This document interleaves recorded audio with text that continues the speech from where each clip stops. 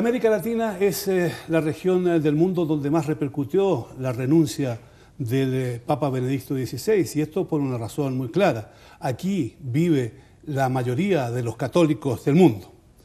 Católicos que están sin duda alguna esperanzados en una transformación de su iglesia y que ésta se haga con mentalidad latinoamericana. Bienvenidos a Claves, y esta es una coproducción de la televisión alemana Deutsche Welle y el Sistema Jalisciense de Radio y Televisión. Mi nombre es Gonzalo Ernesto Cáceres y en la conducción me acompaña nada menos que el jefe de esta casa, el Sistema Jalisciense, Samuel Muñoz Gómez. Bienvenido, Gonzalo, bienvenido al Sistema Jalisciense y bienvenido a Guadalajara. Gracias. Gracias. Y también bienvenidos quienes nos acompañan para la realización de este programa. En primer término, la periodista Sandra Weiss, corresponsal de diarios alemanes en América Latina y quien ha escrito diferentes temas también en asuntos religiosos. Gracias por estar con nosotros, Sandra. Un gusto estar con ustedes. Encuentra también con nosotros el padre Octavio Israel Ramírez, representante del Cardenal y del Arzobispado de Guadalajara. Gracias, bienvenido. Muchísimas gracias. Está con nosotros padre Armando González Escoto, cronista y especialista en temas de religión. Gracias. Gracias. Y el doctor Agustín Romero Moret, quien es especialista e investigador en asuntos religiosos por la Universidad de Guadalajara. Gracias por estar con nosotros. Es un placer. La renuncia del Papa Benedicto XVI ha desatado un enorme debate en todo el mundo, pero especialmente interesante es ese debate aquí en América Latina. Se habla de enormes desafíos, padre, que tendrá el nuevo Papa de la Iglesia Católica. ¿Es la hora de, como decíamos al comienzo, hacer cambios con mentalidad latinoamericana? Yo creo que conviene decir es que los desafíos y retos que el Papa afrontará son desafíos y retos que en distintas épocas se han tenido con características diferentes, pero a final de cuentas el caminar de la Iglesia siempre ha tenido que enfrentar retos. Esto no es una novedad para el caminar de la Iglesia. Lo que sí es verdad que hay algunos puntos en los que, debido pues a la apreciación que se tiene por los distintos medios de comunicación y por la misma realidad que estamos enfrentando, se pueden conocer de alguna manera de forma más rápida o más eficiente algunas características que la Iglesia está afrontando o viviendo como retos.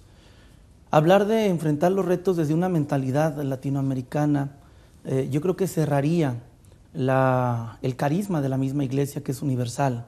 La Iglesia no afronta retos a manera de una mentalidad específica, sino está abierta a este diálogo y sobre todo a esta comunión que a través precisamente de esta presencia de los obispos del mundo va generando la reflexión del caminar de la Iglesia.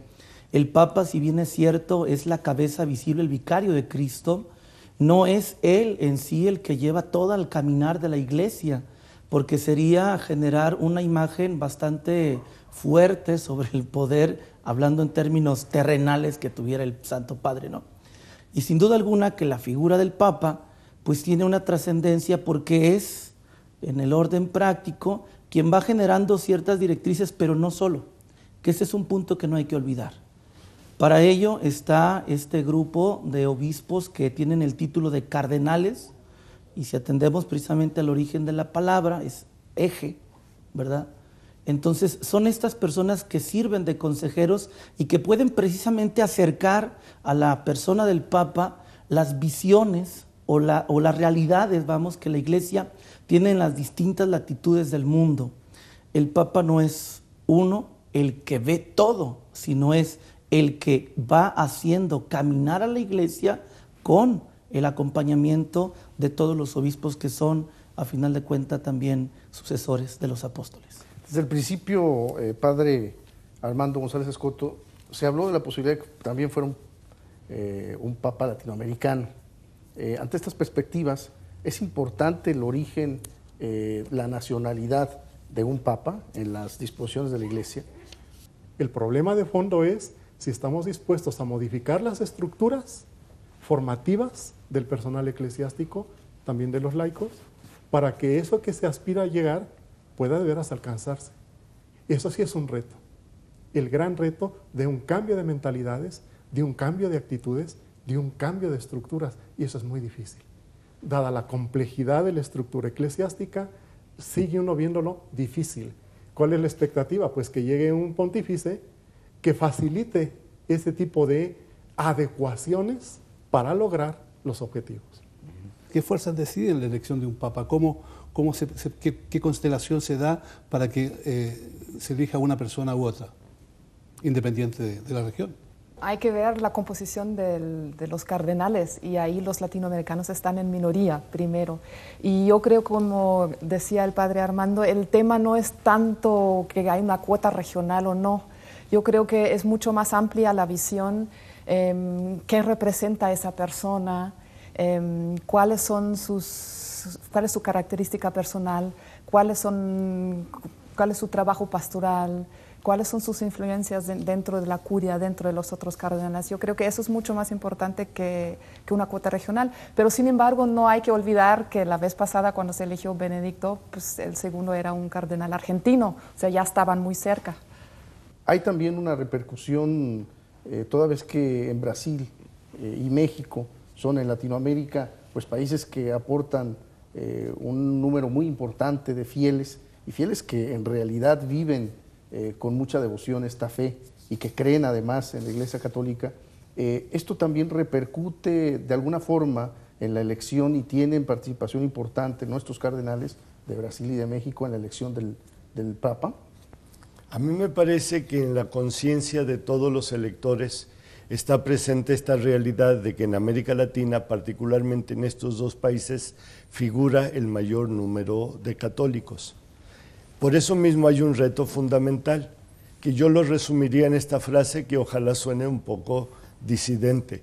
El reto fundamental es llevar el mensaje a los ricos, por una razón, porque justamente en nuestros países en América Latina están viviendo situaciones de una gran disparidad.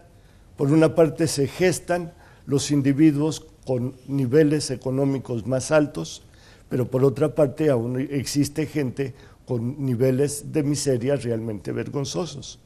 Y si existiera algún indicador para medir la eficacia de una gestión pontificia o un indicador para medir la eficacia de la acción evangelizadora, podría expresarse justamente en esos niveles de igualdad donde se expresara una calidad de vida para un amplio sector de la población.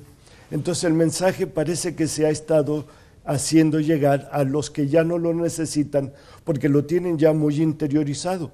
Los pobres, lo mismo en el sentido económico que en el sentido evangélico, de los pobres que están esperando siempre la voluntad divina.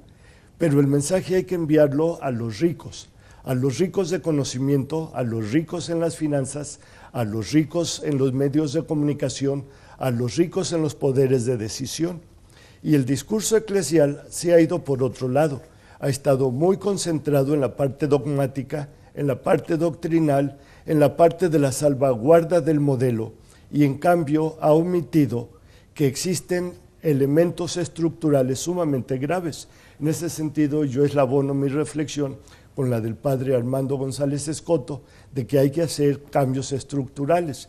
Él lo menciona lo menciona específicamente en un cometido que rápidamente se puede traducir en acciones puntuales, que es esa conversión en los procesos formativos de los religiosos, de los seminaristas, de los laicos, de todos los que están interesados en este proceso de evangelización.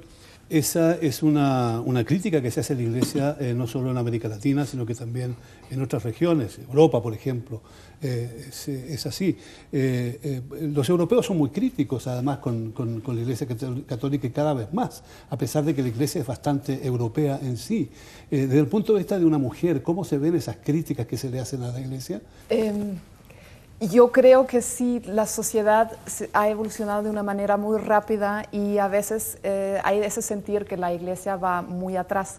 Al mismo tiempo, bueno, es una institución que tiene sus reglas milenarias, que yo creo que hay cierto entendimiento que no se pueden cambiar de un día a otro. Pero creo que hubo de la parte de las mujeres y otros grupos, incluso de los mismos obispos alemanes, hubo cierto malestar, cómo se manejaron algunas cosas. Estoy pensando en el tema del aborto, que la Iglesia Católica en Alemania, los obispos podían dar el consejo, la orientación a las mujeres que querían abortar y les firmaban un papel y ese papel era aceptado después para abortar porque tenían que probar que habían hecho una consulta de ese estilo. Eso ya se prohibió a la Iglesia, no le gustó al Papa y causó mucho malestar dentro de los mismos obispos porque ellos sentían esa necesidad de una demanda que había de la parte de las mujeres, pero también de otros grupos sociales, y que ellos sentían que podían cumplir ese papel de acompañamiento psicológico en esos casos.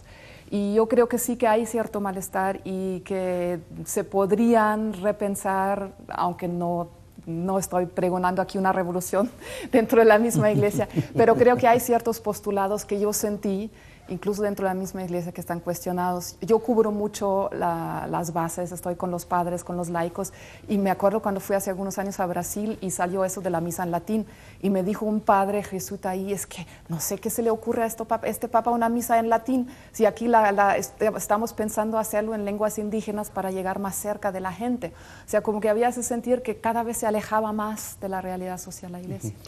Padre Octavio, ¿cómo se ve la iglesia a sí misma?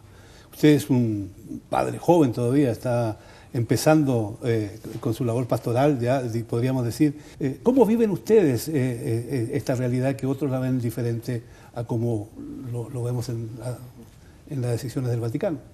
Quisiera apuntar tres situaciones. Una, tomando el comentario que hacía en su momento el padre Armando González, con respecto al cambio de estructuras, que a final de cuentas también se convierte en un discurso, al igual que hablar de la nueva evangelización, cuando no tenemos un compromiso y cuando no hemos asumido cada uno en los distintos niveles, y es precisamente lo que dije hace un momento, insistir en que el cambio en la iglesia no es un cambio a manera del mesianismo que a veces los mexicanos sueñan cuando un X líder se propone como transformador de toda una realidad. Mientras en las distintas realidades y estructuras y responsabilidades no asumamos el papel que nos corresponde, yo creo que este cambio que se está pidiendo, necesitando dentro de la iglesia no se va a dar. Y cuando hablamos de cambio, en el segundo punto, con respecto a los cambios que son bastante fuertes y rápidos, debemos de entender que la iglesia no está en función de estar cambiando, sino en función de estar guiando el caminar de aquellos que creen en Jesucristo y aceptan a Jesucristo como su Salvador. Que este es un punto importante. Parecería como que si la iglesia fuera una especie de comercio que busca tener adeptos y entonces vamos a cuidar las formas para que no se vaya la gente que nos compra a nosotros, porque entonces ya se generaron otras propuestas que a lo mejor son más acomodaticias o más aceptables que la propuesta que la Iglesia Católica tiene. En este sentido, creo yo que la Iglesia se mira a sí misma con una responsabilidad histórica, como siempre lo ha hecho. Y en los temas que son temas álgidos, como es el tema del aborto, creo que hay una postura muy clara. La postura de la Iglesia no es dañar a la mujer, no es dañar a la persona, es, por el contrario, defender la vida desde el momento en el que ésta se concibe. Que puede haber debates en cuestión de términos clínicos, como algunos quieren apuntalar una teoría para decir que el aborto hasta ciertas semanas es permitido porque no hay una persona. Es entrar en ámbitos en los que tendríamos que diferenciar y puntualizar con toda claridad qué compete al ámbito clínico y qué compete al ámbito, por ejemplo, filosófico o en los términos de la moral. Y necesitamos entenderlo. Y nos miramos a nosotros mismos, y lo digo yo a título personal, y lo quiero hacer también a título, digamos, como voz de la iglesia. Yo, como sacerdote joven, me miro en un mundo que está cambiando constantemente. Me siento hombre de este tiempo, que he crecido y me he formado con una ideología de este tiempo, pero también me siento enamorado de lo que el Señor me propone como estilo de vida. Y aquí es donde quisiera que pudiéramos entender que el cristianismo, más allá de ser solamente una profesión, es una forma de vida. La Iglesia, desde hace mucho tiempo, ha venido acariciando a los latinoamericanos muy fuerte. El Papa Benedicto estuvo 2 veces en América Latina. ¿Muestra esto una tendencia de la Iglesia hacia América Latina? Una tendencia en el sentido no solo de hacerle cariño, sino que decir, aquí está creciendo un nuevo mundo. ¿Quienes piensan como usted, padre, es la idea que le gusta al Vaticano? Ya el Papa Juan Pablo II lo expresó cuando decía de América, lo denominaba el continente de la esperanza. Y esto, creo yo que no es lejano a la realidad que estamos viviendo en nuestro tiempo, aunque ya no es el papado de Juan Pablo II, pero creo yo que América tiene mucho que aportar. Es cierto que el nivel cultural que tenemos en América es distinto y hasta cierto punto deficiente para que pudiéramos tener o entablar un diálogo, por ejemplo, con Europa. Lo que puede hacer la comunión en este sentido es en el orden de la fe. Y lo apuntaba el doctor Agustín de una manera muy interesante. Es apostarle al anuncio a aquellos que toman decisiones. Así lo interpreté, a lo mejor sea una interpretación distinta a lo que él quiso comentar, pero es apuntar el evangelio a quienes toman decisiones, los intelectuales, los que hacen los hombres de ciencia, para poder dialogar con la fe y desde la fe con estos hombres, también con los hombres del poder económico, que de alguna u otra manera son los que van tomando las decisiones tras bambalinas. En ocasiones vemos nosotros en los gobiernos de distintos países que aparecen estas figuras que proponen ciertas reformas o acciones de gobierno, pero que en el fondo sabemos están detrás intereses económicos bastante fuertes y esto no lo podemos ignorar. Creo que en este sentido también la Iglesia no lo desconoce. Sí, América es un continente muy importante, no solamente por el número de fieles cristianos que tenemos, sino por la experiencia de fe y la transformación que se ha hecho. Y cómo el Evangelio, cuando se asume como una postura de vida, va transformando. Y como todo, cuando nosotros busquemos ante una realidad aristas, las vamos a encontrar. Yo, por ejemplo, podría citar el caso de Brasil. La estructura que tienen gubernamental, la visión política, surgió de una reflexión de las bases, a través de las comunidades eclesiales de base.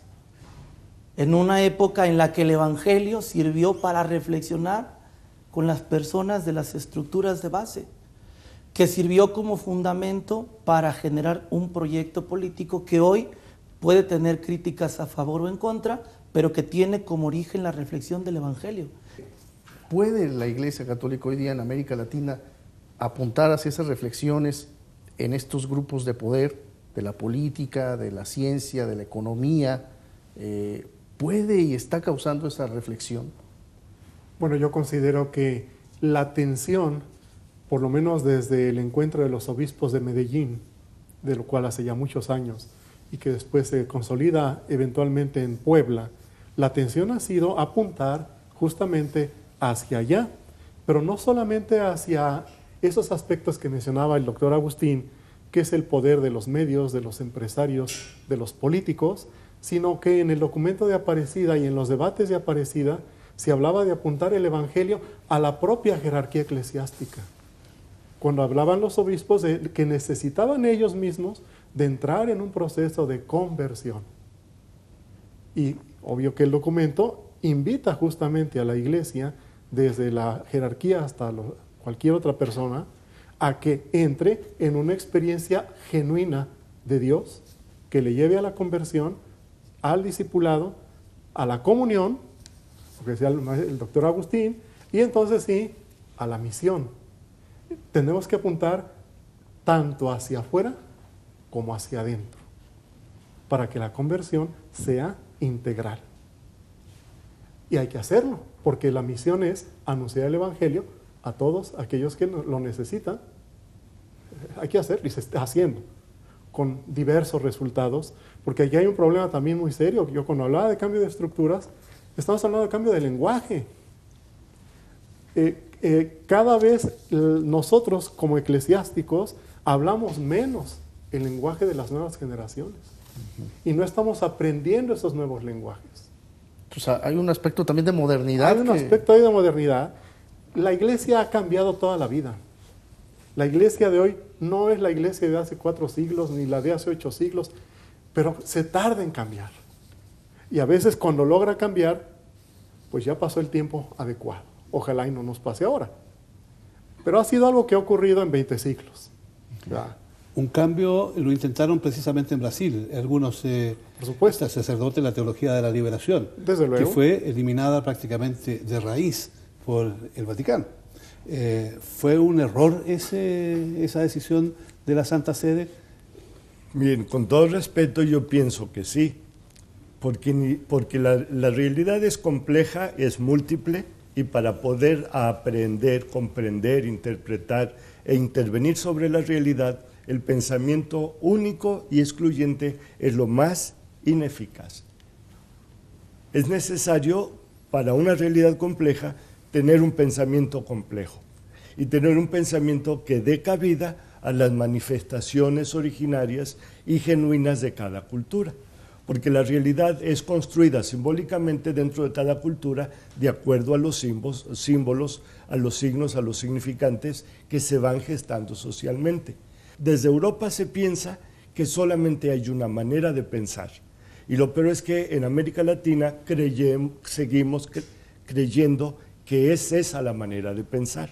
Por eso, por ejemplo, en las escuelas de filosofía, toda la filosofía es europea y le dedicamos muy poco tiempo a los filósofos mexicanos. Más aún, es filosofía alemana. Los grandes gurús de nuestro pensamiento están situados ahí en Alemania. Entonces, es un regalo para la humanidad el pensamiento filosófico alemán, pero el pensamiento originario también tiene que considerarse. Entonces, ese es como un reto fundamental en el próximo pontificado, hacer diálogo. Pero el diálogo genuino, no es el monólogo, es el diálogo con los textos, es el diálogo con las ciencias humanas, es el diálogo con los actores sociales, es el diálogo con la gente. No pueden seguir manteniendo una rumia de su propio pensamiento. Esa rumia es como estar masticando las mismas cosas, donde una encíclica remite a otra y otra a otro documento, y hay una referencia al documento de un congreso episcopal, y no se ven los elementos de las ciencias humanas por ninguna parte. Entonces, si van a hablar de sexualidad, por ejemplo, ¿por qué no consultan a Freud, a Adler, a Jung, a Sondi? ¿Por qué existe esa minusvalía del conocimiento humano? Yo quisiera resaltar, siguiendo, interpretando su manera de pensar, que no solo basta con tener el mayor número de católicos en América Latina, sino que también es importante el desarrollo intelectual, también es importante el desarrollo teológico. Y en ese sentido, me gustaría saber cuánto pesa la teología de origen latinoamericano en el concierto de la Iglesia, o más bien se siguen imponiendo las teorías europeas. Bueno, eso tiene que ver con los procesos formativos. Y en los programas de formación de los seminarios, el peso fundamental lo sigue teniendo la teología europea. Se estudia la teología latinoamericana en diversos segmentos, pero se estudia no como un sistema, sino como historia de la teología en América Latina. Es decir, no es lo mismo asumir la filosofía contemporánea, por ejemplo, como un sistema que estudiarla como historia. No es lo mismo estudiar la teología latinoamericana como un sistema que estudiarla como historia de lo que ha pasado recientemente. Pero ahí también no falta esa reflexión de la propia Iglesia latinoamericana. Ese es otro asunto fundamental. En la medida que no madura la comunidad católica latinoamericana, no genera reflexión. Es decir, pareciera, yo no digo que no lo digo como algo absoluto, pareciera que los latinoamericanos hemos aprendido a creer, no a reflexionar lo que creemos, lo cual es un lastre en nuestro desarrollo como una comunidad cristiana madura. El nuevo Papa tendrá que hacer frente a enormes desafíos. Sandra mencionaba un tema bastante conflictivo recién, sin embargo hay otros temas que han acaparado la atención en el último tiempo. Tema de los abusos sexuales que muchos ven ligados a al problema del celibato para muchos sacerdotes. ¿Qué cambios deberían producirse en este terreno? ¿Es posible? ¿Cómo piensan los sacerdotes con los cuales has conversado tú, o la propia base católica con la cual haces tus reportajes? Mira, lo interesante es que el mismo Papa Benedicto dijo el pecado está dentro de la misma iglesia y el mayor enemigo está dentro. Yo creo que eso es bastante claro. Y él empezó un proceso que vamos a ver si el nuevo Papa lo sigue.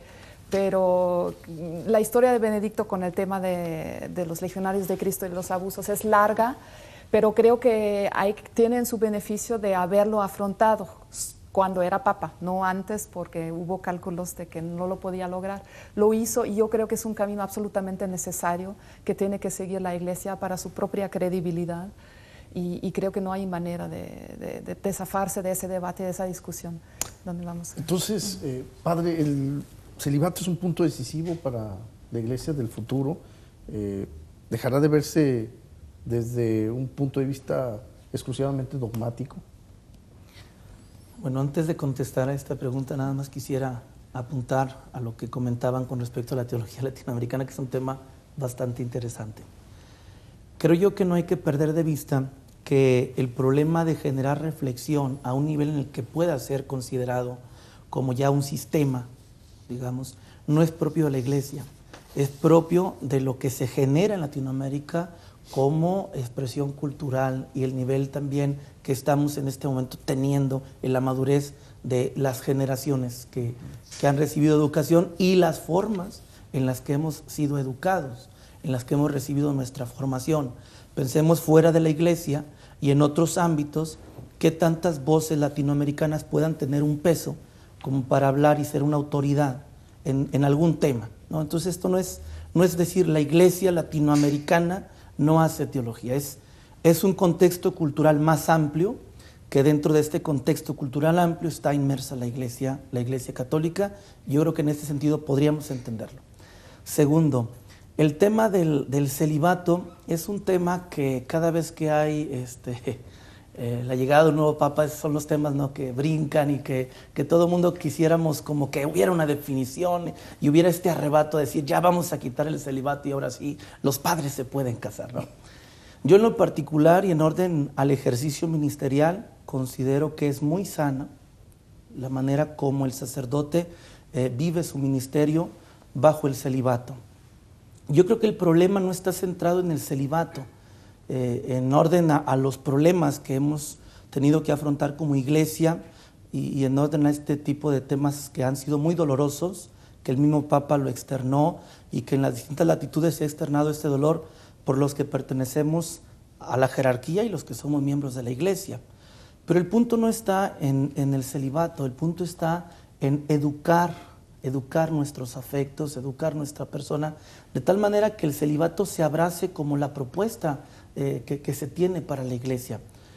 No es algo que se ignore en el sentido general de las culturas, porque en otros ámbitos que no son católicos también se le apuesta en algunos sectores religiosos también a la castidad y en este sentido al celibato como un orden de pureza, como un orden de una espiritualidad que le lleve a un contacto más cercano con Dios. En el caso nuestro atiende a una norma jurídica, no es condición para el sacerdocio, tenés así que antes se podía, pero es una norma jurídica que quien es candidato al sacerdocio, cuando entramos nosotros, lo sabemos, lo asumimos, lo reflexionamos y en este momento yo le digo, lo vivimos. Pero también sabemos que hay muchos que no lo hacen y habría mucho que hablar de eso del tema. Usted señala que el celibato acerca a Dios.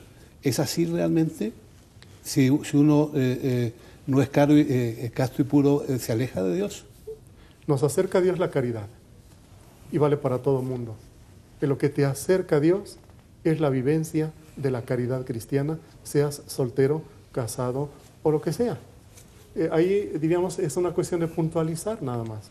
Y también un poco acordarnos de que en la Iglesia Católica hay un rito donde no hay celibato, que es el rito griego católico.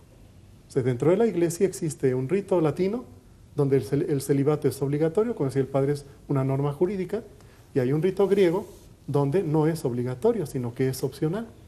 No es entonces un absoluto para la Iglesia universal, lo es en el rito latino. en el sentido de la movilidad, de la disponibilidad para el servicio, del estar, de tener la capacidad de andar de un lado a otro. Es una cuestión más práctica que mística, aunque vivir el celibato de una manera mística ayuda mucho a mantenerlo, pero es más en funciones de lo práctico que de lo místico.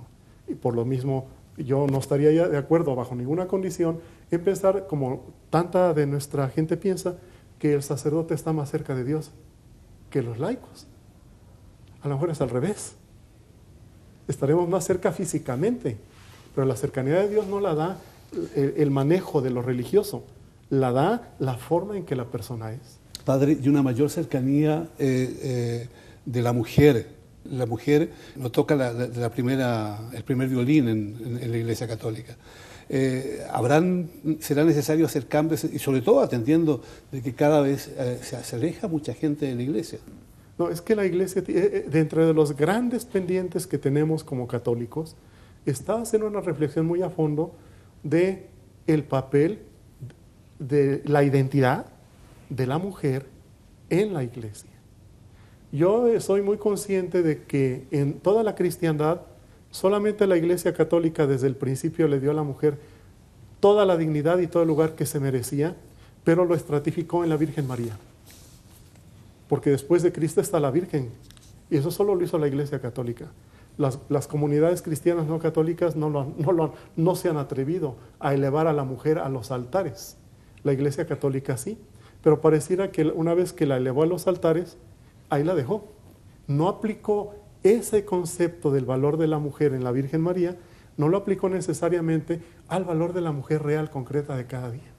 Es un gran pendiente. Los documentales que ya han comenzado a producirse en diferentes países de América Latina, y hemos tenido la oportunidad de ver algunos, hay en la voz cotidiana de los fieles latinoamericanos en estos días, en este proceso, hemos escuchado cómo muchos fieles manifiestan que el nuevo Papa tiene que ser, perdón por el término, como una especie de revolucionario, alguien que cambie la historia de la Iglesia. ¿Ustedes tienen esa perspectiva? Doctor, ¿a usted qué le parece esos comentarios que empiezan a surgir por parte de muchos fieles? Si empiezan a surgir esas voces es porque desde la óptica social se reclama. Ya hemos tenido ejemplos estupendos de papas conservadores y de papas que tienen una formación muy, muy sólida.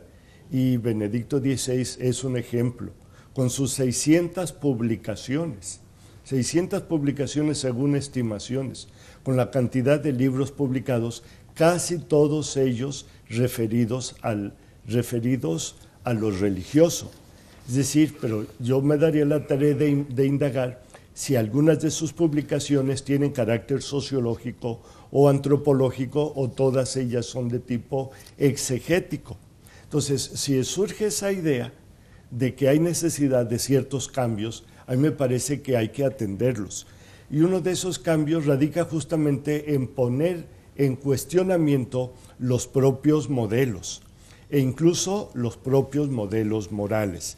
Y lo digo porque no existen dogmas morales. Por fortuna, para la misma Iglesia y para la sociedad no existen dogmas morales, y los dogmas, en sentido propio, son muy pocos. Lo que ocurre es que en la manera de proceder se asumen los principios o los planteamientos como si fuesen planteamientos indubitables, eternos, y el gran enemigo es como el relativismo.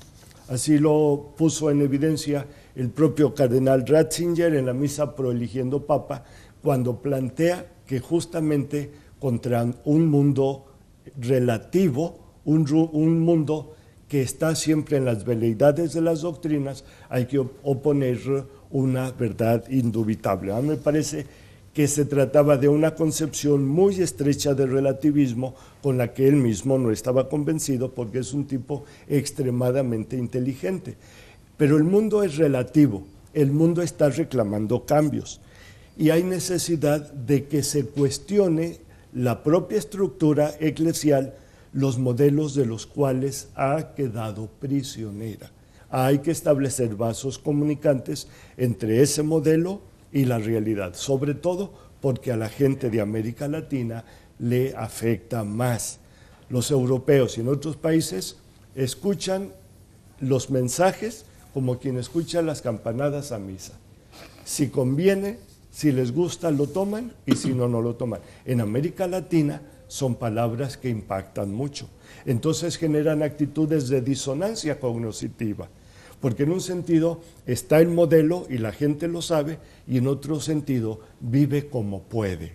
Entonces, la iglesia es obra de Dios, pero también es obra de los hombres. Y los hombres buscan en el mundo en que vivimos alternativas conservadoras o alternativas progresistas. Esa es la realidad de América Latina, dividida además entre alternativas conservadoras y progresistas. La Iglesia ha intentado, con una teoría conservadora, mantenerse firme. ¿Hasta dónde podrá llegar la Iglesia con esa perspectiva? ¿O tendrá que buscar algún camino más progresista? Mira, ya escuchamos esas exigencias de una revolución dentro de la Iglesia. Yo creo que lo maravilloso que tiene... No era una exigencia, era una opinión. Bueno, una opinión. Doctor, ya se hizo revolucionario. Me parece bien. Revolución o, si ustedes quieren, transvaloración. Así como Jesús hizo esa transvaloración. Transformación. Lo bonito que tiene la Iglesia es que la tiene dentro, y me gustó mucho que el Padre Octavio mencionó las comunidades eclesiales de base, porque realmente es una experiencia muy interesante que fue muy marginada, pero que sigue sobreviviendo. Y me gustó también el ejemplo de Brasil, porque Brasil fue el clero que más se resistió, digamos, a esa tendencia conservadora. Lo tratan de conservar, y creo que hoy hay muchísimo potencial en esas comunidades eclesiales de base, en los laicos. Hay cosas interesantísimas que se están haciendo con los laicos en conjunto, proyectos, los padres aquí en México que hacen la pastoral del migrante, es un trabajo fabuloso y que pueden aglutinar muchísima gente. Yo he estado con ellos, hay muchos jóvenes voluntarios que dejan todo para trabajar con ellos. Tiene todavía ese componente que creo que hay que rescatar. Todos los medios de América Latina hablaron durante mucho tiempo de la posibilidad de que un latinoamericano llegara a ser papa. ¿Qué posibilidades tiene un papa latinoamericano para asumir los desafíos de la Iglesia Católica, padre? Bueno, si atendemos a los números, sería poco. 61 electores europeos, 19 latinoamericanos, 14 norteamericanos, 11 asiáticos, 11 africanos y 1 de Oceanía. Pensando en esta composición numérica y pensando en que actuaran en bloque como muchos quieren interpretarlo, yo diría muy pocas. Pensando en el orden de ser posible la elección de un latinoamericano, claro que sí, porque lo puede ser, es cardenal, y hay personajes de América Latina que han estado sonando sus nombres por el trabajo ministerial que han realizado. ¿Es posible? Sí, en el orden de que puede ser un cardenal latinoamericano. En el orden numérico no, porque a lo mejor no nos dan los números, pero también habría que considerar un factor que es quizá uno de los factores más importantes, que lo tomamos desde la fe, que en esta elección, en el cónclave, actúa también el Espíritu Santo. No podemos omitirlo, no podemos hablar como si fuera una junta de hombres sin fe. Es la reunión de los sucesores de los apóstoles que se reúnen en oración para pedir a Dios, a través de lo que ya se ha dispuesto, que tengamos un nuevo vicario de Cristo, y bueno, ojalá sea latinoamericano. Pero un vicario latinoamericano, padre, ¿es un hombre que tendrá toda la iglesia detrás suyo para realizar los cambios que esta iglesia necesita? Yo creo que se necesitaría un diálogo bastante intenso, en donde quienes le hicieran llegar al papado en el sentido de la reflexión, de la oración y claro está del voto, tendría que generarse para que sucediera no lo que ha sucedido a lo mejor y que se plantea de que sea una iglesia europea, una iglesia... Yo creo que también está el riesgo de que fuera una iglesia con una visión meramente latinoamericana, excluyendo la universalidad de la iglesia. Lo concreto se da es que un papa latinoamericano sí puede dar tener un acento mucho más fuerte, precisamente por la historia de la Iglesia Católica aquí en América Latina.